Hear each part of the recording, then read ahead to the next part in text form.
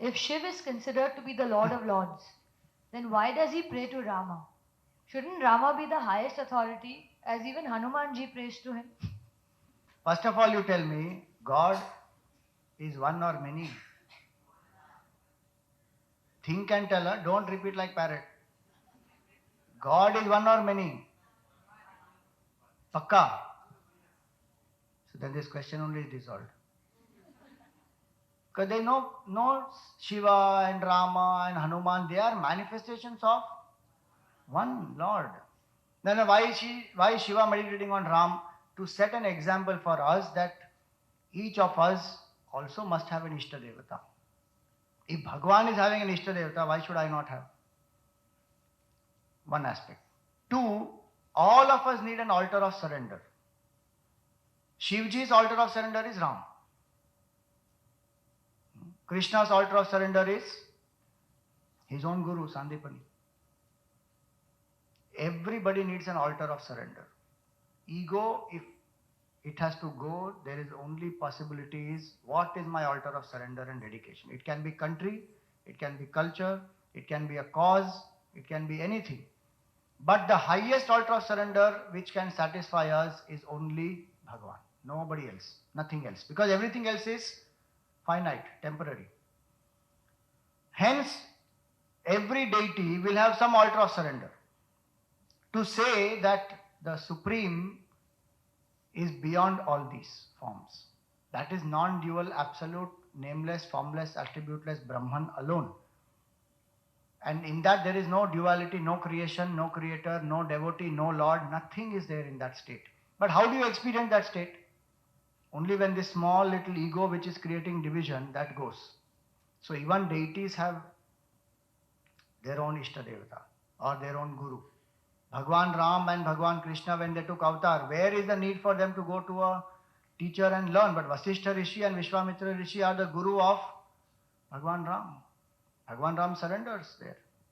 He follows instructions there. Those are things to make us aware that we all need an altar of surrender.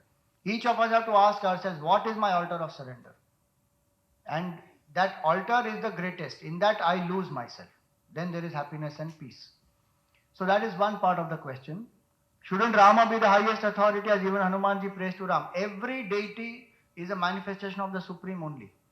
For that particular bhakta, that deity is considered supreme.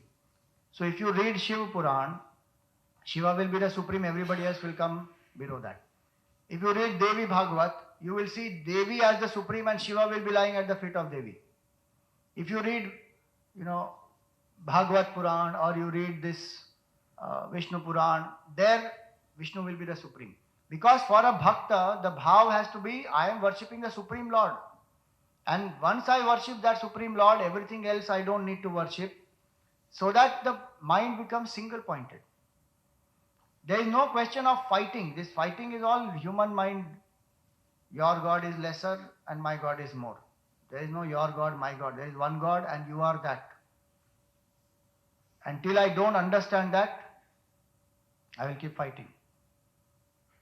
So that's why I said, if you believe that God is one, these questions only don't arise. Because it is one form, one Lord appearing in many forms. And what is Vedanta saying? Vedanta is saying you are also a manifestation of Bhagavan only. It is not saying that only these are the forms. Even we are appearances of that same Lord, but just that we don't know our divinity. That's all. Hence, a one form must be chosen for single pointedness in bhakti and surrender of the ego. Then you go beyond form, beyond formless. From Vedanta standpoint, God is not even one. God is indescribable. Because one also is in connection with all the other numbers. Indescribable absolute truth is God. We have to use language, so you say Brahman, silence, consciousness, truth, any such name we can give. But otherwise it is beyond all descriptions. That's why saints become quiet. One of the definitions of Santa is what, Jo shant hai, wo sant hai. Completely silent. Meaning, not just at the verbal level. The mind has become still. All dualities and differences have gone. That person is a sant, is a saint.